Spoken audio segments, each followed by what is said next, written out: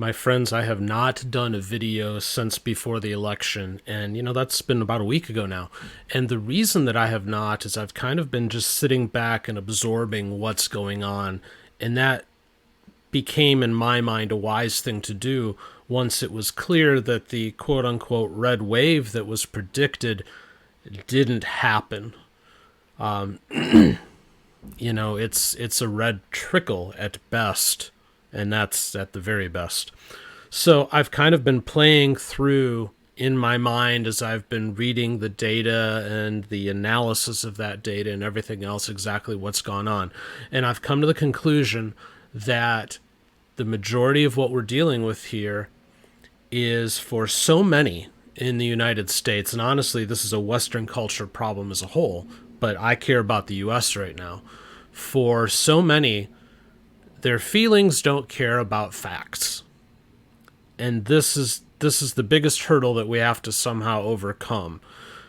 Ben Shapiro made the whole facts don't care about your feelings things very popular. And I think in a lot of ways that's how this election was approached from the right. And it doesn't look like it worked.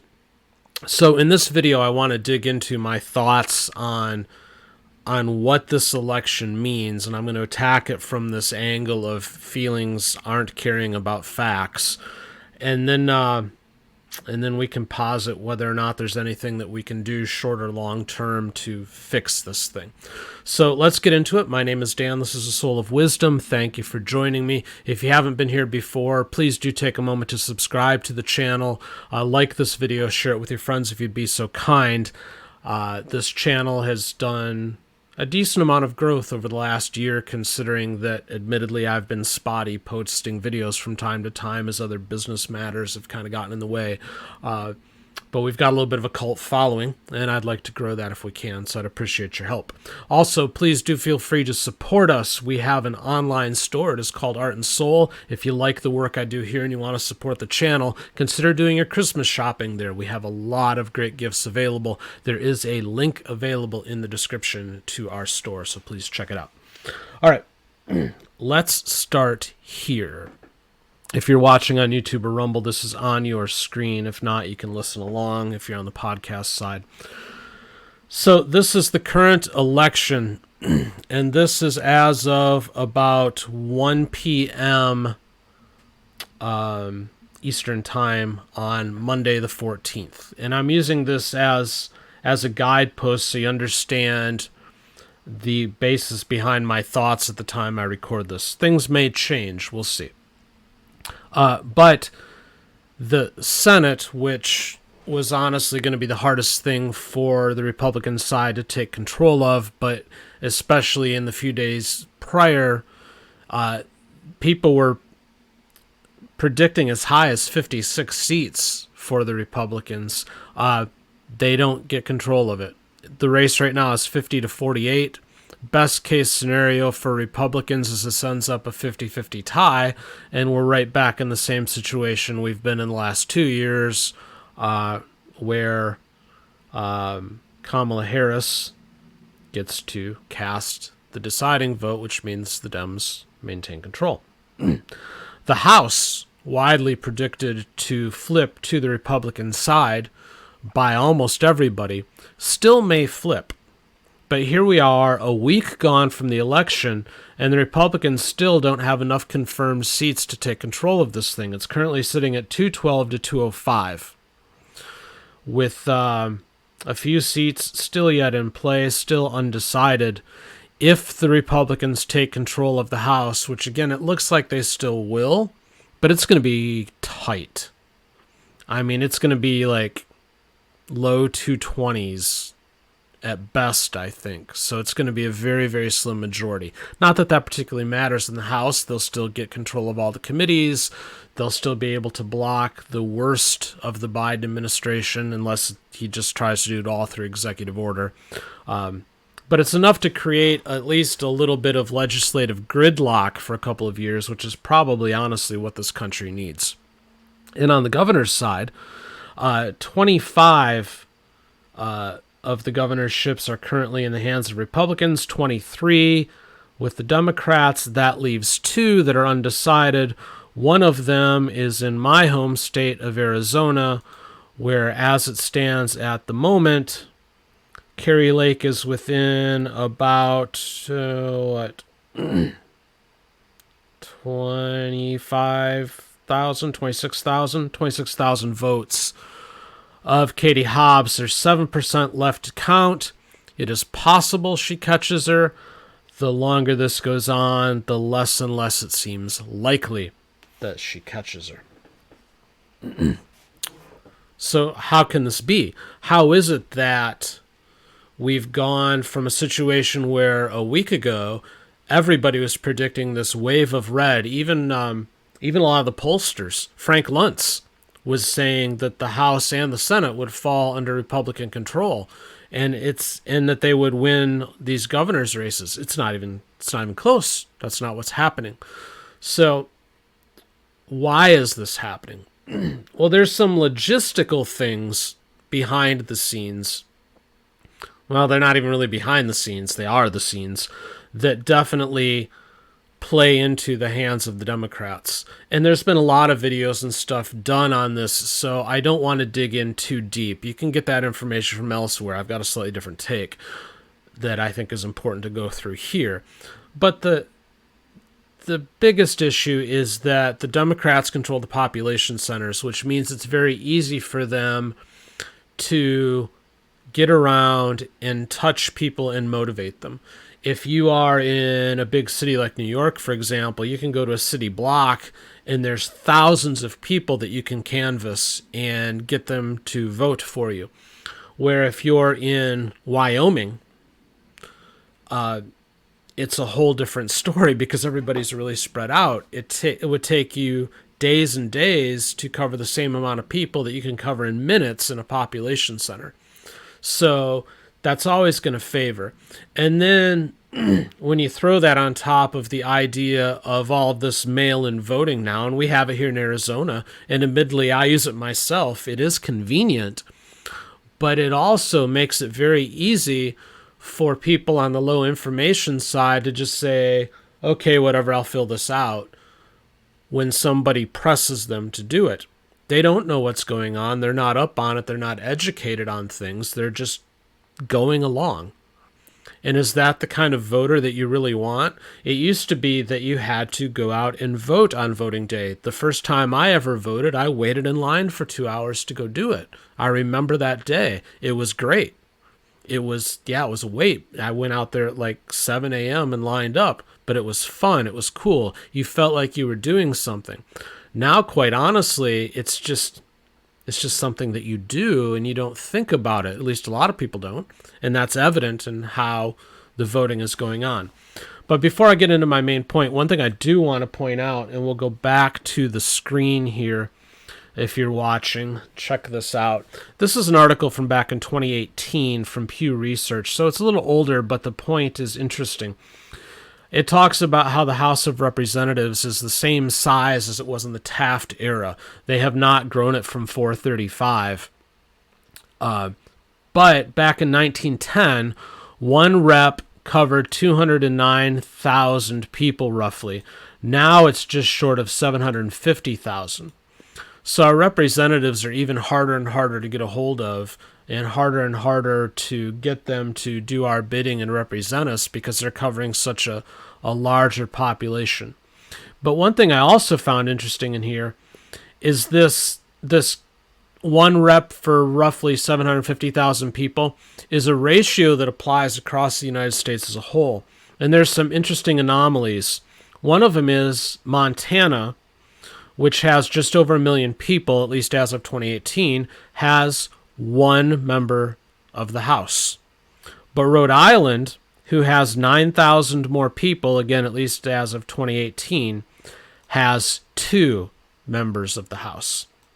Now, I will admit I haven't taken the time to dig into this, so maybe this is another video at another time. But I found it interesting when I saw this because you have relatively the same size population, but the smaller state, land-wise, the smallest state, Rhode Island, is nothing.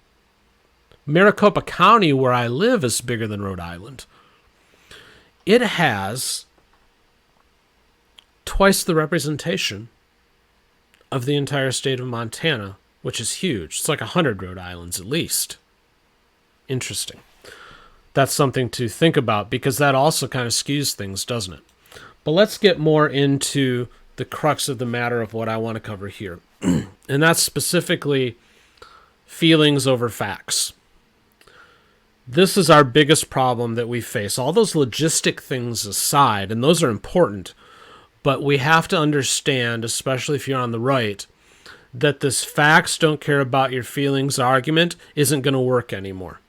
It's just not, because we just tried that. We went into this election saying gas prices bad, food prices bad, inflation bad, economy bad. Everything's bad. I mean, all these things we can point at and go, over the last 2 years, these things have been wrecked. And this is how so many looked at things. It's bad. It's broken. You need to get these people out of here so they can fix it. Those are the facts. The facts were messed up stuff. But feelings play differently. And we need to recognize that for decades now, we have been slow rolling this idea of how important your feelings are, to the point where it is now not only mainstream, it is the thing. How often do you hear things like, live your truth? That's a feeling, okay? Be yourself, not even yourself, it's more like your true self. That's more of a feeling kind of thing, okay? This is like the culture now, quite frankly. And we need to recognize that, because that is what's so important, especially if you look at from like the millennials on. That's more important to so many of them than the actual facts of the situation. And this election proves it out. It really does. Because we have all these facts that have stared us in the face. And logically, you would go, these people broke it over the last 2 years, and we can look at the timeline, and that's largely true. But yet, in so many ways and in so many places, we've left them in power, or we're turning power over to them. Like what looks like it's going to happen here in Arizona. It looks like our governor is probably going to flip to a Democrat. And this state was fine. But we're flipping it. Most likely. And that's messed up. So how is it that the feelings won out? Well, first of all, every Democrat race that I've looked at, the Democrat is running a fear campaign, or was running a fear campaign. I did a video on it here in Arizona where there were these mailers going out just fear-mongering about how Blake Masters was going to destroy women, about how he was anti-abortion and anti-women's rights and didn't want women to vote and yada, yada, yada, yada, you name it. And they went so far as even having demonic images, including a Ouija board, on these flyers. Go look at that video if you haven't seen it. It's quite interesting when you look at it and break it down. All the things that were taken out of context and bent and everything else just to scare people. Well, fear is a feeling, and it's a powerful one. And it's very easy, the Democrats have found, to just point at the Republican and go, that person is going to hurt you. You should be scared of them. And that was the campaign. They've done it with Carrie Lake here in Arizona. The amount of negative press on her, the amount of how scary she is just been insane. Meanwhile, Katie Hobbs, she played the Biden playbook. She hid in her home almost the entire time. There was a couple of people who tried to approach her at a restaurant and talk to her during this campaign. She went and hid in the bathroom to get away from them because she didn't want to talk. She refused to debate Carrie Lake, which, by the way, side point, if you're not willing to debate, I don't think you should be allowed to run for office. Fetterman went out there and looked absolutely horrible in Pennsylvania, couldn't put a sentence together hardly, but I give the guy credit that at least he went out there. Katie Hobbs and a bunch of other governors in the races too across the country, they just refused to even talk.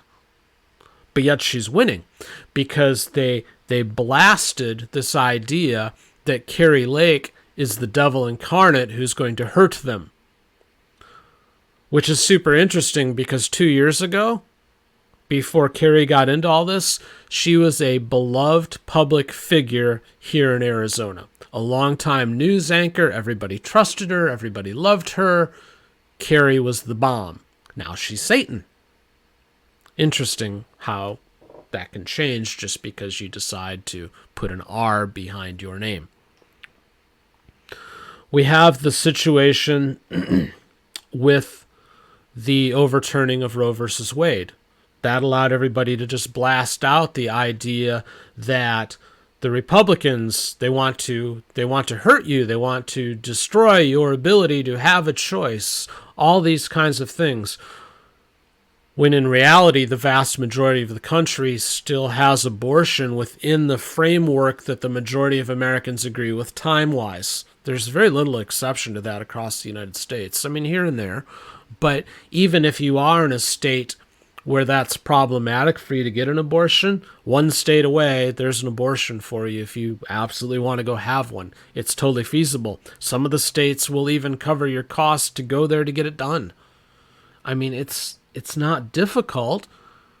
Yeah, things changed a little bit, but they're putting up this national thing about how Republicans just want to destroy you, woman, because you're not going to be able to choose anymore if you put them in office. It's a fear tactic. And then there's appealing to the monetary side of things, the I'm going to help you thing. And we can look at the Biden student loan forgiveness for that. You know, Biden comes out and says, we're going to forgive this much of your student loan. Okay. And he does that right before the election. And that motivates people to go out and vote Democrat, especially the ones who hold student loan debt, because they're like, yay, I get some of it forgiven.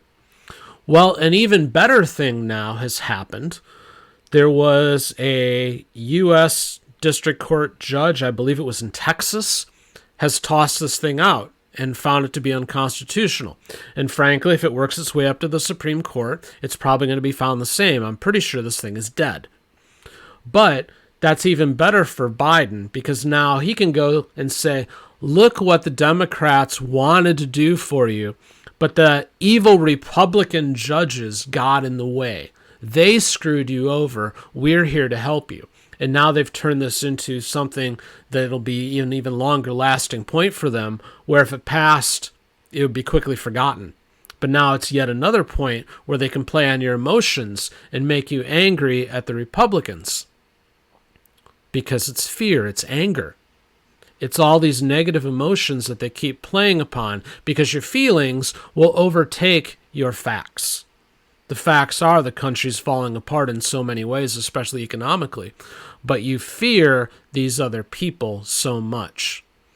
The reality with the student loan thing was it really is unconstitutional. He overstepped. But now they'll be able to play it. Well, it was Republican judges that threw it out because even the courts are politicized now. So there we go. That is what happened here. And we need to recognize that if we have any chance on the right, at first just even beginning to comprehend how to turn things around. We can't rely on facts saving the day because most people don't care anymore because they've been trained that their feelings are what really matters most. And if you have people that think that way, and then you feed them fear upon fear upon fear, well, this is the result.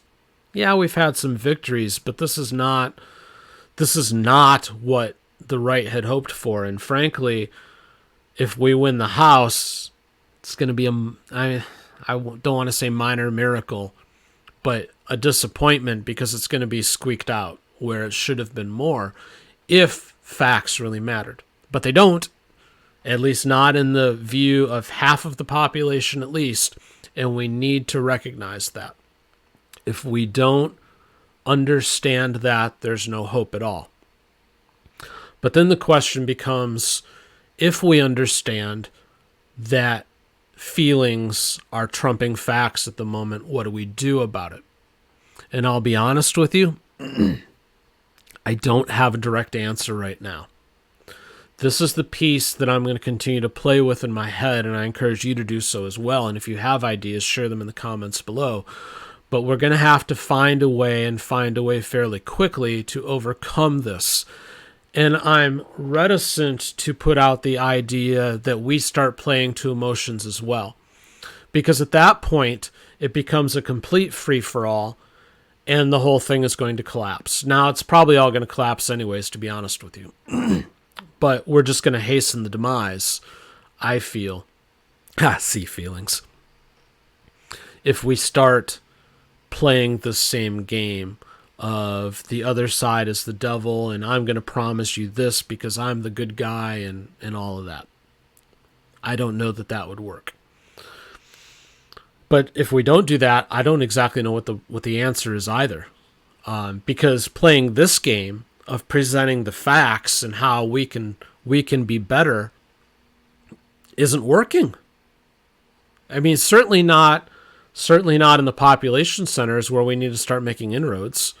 I mean, we had some. Miami-Dade was good to us, but for the vast majority of the population centers, they weren't good to the right at all. So we got to figure that out. Long term, I do think there's hope from the standpoint of, if you look at the data, Republican families, Republican people are making more babies than left-leaning Democrats are. So within 20 years' time, assuming these right-leaning people raise their children with those right-leaning values, and assuming that the schools don't change them away from what their families are hopefully teaching them, and there's a lot of ifs and hopes in there, isn't there? But that would mean within that time, that population becomes of voting age, and they begin to overtake percentage-wise what the left holds. That's just math. Of course, the question then becomes, what's left of the country by the time we get there? I don't know. I honestly don't. I think the best thing that we can do for the moment is a couple of things. First, I think we need to take care of ourselves one family at a time. In this home, we're focused very much on being as self-reliant as we can. We grow a lot of our own food. We stock stuff, not like crazy prepper, but enough stuff that we can get by if things get weird. We're fairly self-reliant. I think that's important. As more self-reliant as you can be, the better, so that you can ride out storms. If you're religious, I think you need to pray. And I think your eyes need to be wide open all the time. And why I say that is the answer to how to fix this situation, to how to change around the voting base quicker than 20 years from now, those answers may show themselves, but if your eyes are closed and you're not looking, you're not going to see it. And that opportunity, that answer is going to float right by you, and you're going to miss it. So I think we need to pay attention. So those are my thoughts on where we stand right now. It's a little bleak, in my opinion. This trend that we're seeing, where more and more it's this low information feeling vote that's overtaking a fact-based vote, is destructive, but we're going to have to figure it out. But let me know in the comments what you think. How do you think the election results went? What do they tell you about the voter base? Do you agree with me that it says that the voter base is kind of crazy, out of their mind with their feelings and not considering the actual facts of the situation? Give me your thoughts. Just please do be respectful. Again, if you haven't done so, please do subscribe to this channel, like the video, and share it with your friends. Please do considering supporting us at our store, Art and Soul, link in the description. Until the next time I see you, thank you for watching.